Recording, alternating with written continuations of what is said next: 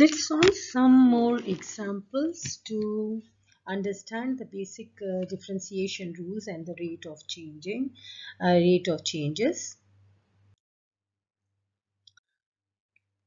Let's suppose we have a question, for example, like y equals to x to the power half minus 2 by 3 x to the power 3 by 2, here 4, plus 5 over 7. So let's see that how can we determine the derivative of such functions by using the constant multiple or the constant or the power rule of derivatives. Differentiation.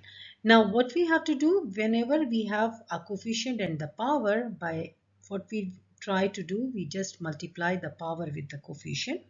That means 4 times half, which will give us 2, and then we write the x beside it, and from the power we subtract 1, so you will get negative half.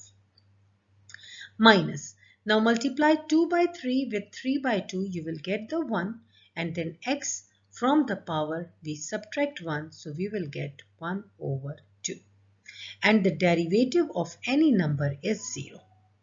Now avoid writing the negative power. So what you do, you just bring it or change the position of x to the power negative half, write it in the denominator, and negative half will changes into positive half. Here you are actually using the property of exponent. So x to the power minus a is written. This can be written as 1 over x to the power a. Negative 1 over x to the power half is our, here is the answer, or it is the derivative of the given function. Now what if we will have anything written in the square root or inside the radical sign? So let's see, this is our question. So the first thing is, sometimes the students, what do?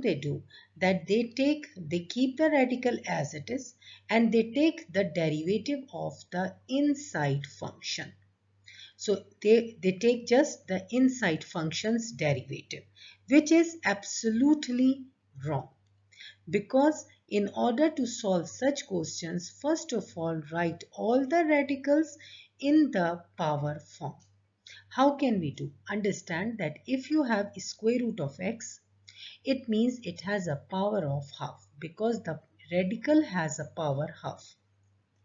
If we have cubic root of x, it can be written as x to the power 1 over 3. The fifth root of x can be written as x to the power 1 over 5. Seventh root of x can be written as x to the power 1 over 7. Absolutely correct. Now, what if we have anything which is written inside and outside? Means inside there is a power and there is an index written outside the radical sign. So what do? We write x as it is, and in over out means m over n. So always remember to convert the radicals into the exponent form. We write the variable as it is, and for the power, in over out. So let's try and rearrange or write it in the proper way, the function. So radical x, square root x, can be written as x to the power half minus 5. Cubic root of x can be written as x to the power 1 over 3 plus fourth root of x to the power 7. In over out, use the rule and you will write 7 over 4. No need to change the constant, because in all the cases the constant derivative will be 0. So that's it. Now take the derivative using the power rule. Bring the half in the shoulder. So we will write half as it is. X, from the power we subtract 1. So we will get negative half. Minus, multiply the coefficient with the power. You will get 5 times 1 over 3. That is 5 over 3. X to the power. From the power subtract 1. You will get negative 2 over 3. Then bring the power in the shoulder. So you will get 7 over 4 x to the power. From the power subtract 1, you will get 3 over 4. And the derivative of square root 2 is 0. Now write it in the proper way. Change the negative power into positive. Write 1 over 2. Now 2 is already down. So just write it, the x power negative half, write it beside the 2 so that the power changes, the sign of the power changes. Now negative 5 over 3, write as it is. Write x to the power negative 2 by 3 beside the 3 by changing the position and bringing the power in the from the numerator to the denominator, the sign change. So 7 over 4 x to the power 3 over 4, no need to do anything because already the power is positive. Now what if we have the x in the denominator with some power? So let's suppose it is x to the power 4 plus 7 over 8 x to the power cube minus 1 over 3. Now what have you observed? That all the variables x are in the denominator. Here everything is in the denominator. So what do? First of all, in order to solve such question, bring all the x in the numerator. Some of the students, they write 1 over and then take the derivative directly, 5x power 4. That is absolutely wrong. Because all the formulas can be applied when the variables are written in the numerator. So you have to rearrange them. Means bring x to the power 5 from the denominator to the numerator. When you will do so, on changing the place, the sign of the power change. Minus, then next thing 4 as it is. Bring x to the power 4 on the top. So you will get x to the power negative 4. Now you see 7 over 8. Now 7 and 8 are the numbers, don't change their places.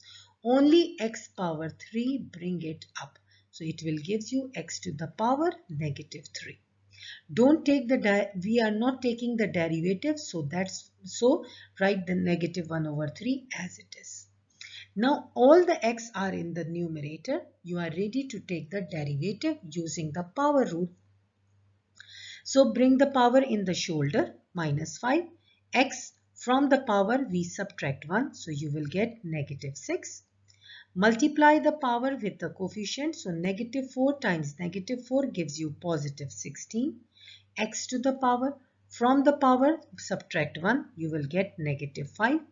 Now multiply 7 by 8 with negative 7 by 8 with negative 3. You will get negative 21 by 8.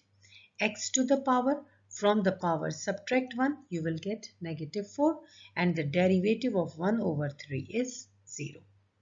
Again you have a lot of negative powers, so bring it again down, change their position to write it in the positive powers. So negative 5 over x to the power 6 plus 16 over x to the power 5 minus 21 over 8x to the power 4. So this is how we take the derivative of the functions of the variables which have some power and they are written in the denominators. So now the last thing is that what if you have many terms in the numerator? Let's suppose 4 minus 6x cube or plus 9. Okay, what if you have many terms in the numerator and there is exactly one term in the denominator? Many terms in the numerator and exactly one term in the denominator. In that case, you write with each and every numerator's term the denominator. So everywhere you write or divide with the x square. Now solve them, because you cannot take the numerator derivative separately and the denominator separately? No. First of all, simplify them. So x square and x square cancel. Now x to the power 4 up and x to the power 2 in the denominator, we subtract the powers. So we will have square left, so it will be 8x power 2. We always subtract the power. So this x is square and this 3. So 3 minus 2 gives you 1. That is 6x. And here there is no x on the top. So just change the place of x square and bring it on the top. Now take the derivative.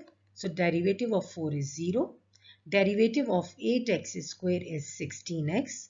Derivative of negative 6x is negative 6. And derivative of 9x to the power negative 2 is negative 18x to the power negative 3. So since still you have one negative power, bring it down to make or convert it into a positive power. So remember, we can apply the power rule, constant multiple rule only when the variable is written in the numerator. Still, I haven't teach you the application of the product or the quotient rule. So apply the normal rules, that is the power rule, constant multiple rule, to solve such kind of questions. Hope you understood such kind of the questions. Try to solve yourself many questions regarding the square root, regarding many terms and the one term in the denominator, and also if a variable is written in the denominator, how can we bring it up and then apply the rule.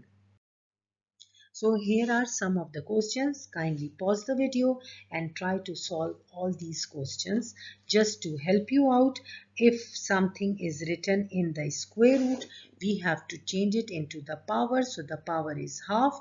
Here the power is 1 over 3, and don't change the variable as you are not taking the derivatives. Now when we take the derivative, we bring the power in the shoulder, and from the power we subtract 1. So whatever the power is written, you don't worry and just subtract the power. And if you get some power in the negative form, just bring it down and write it in the positive way by changing the position of the variable. Since when we once we change the variable position, the power change from negative to the positive. What will we have in the C and F group? So it is square root of x square. So you know that the square and square root cancel. So it is x only, minus x to the power 1 over 3 and plus 6 square root of 5. When you take the derivative of such function, derivative of x is 1, minus 1 over 3 x to the power negative 2 by 3, and derivative of a constant is 0. Then change the places of the powers to take this, to write it in the positive power. Now we know that seventh root of x can be written as x to the power 1 over 7, and the derivative of x to the power 1 over 7 is 1 over 7 x to the power minus 6 over 7. Just I am showing you few things. So pause the video, solve the questions, write it in the comment box. If you want me to check your answers, please send me in the comment box. And if you want me to make some other videos, then just do write me, because your comments are very valuable for me, and I will make the new videos with the new concept. So see you then. Bye bye.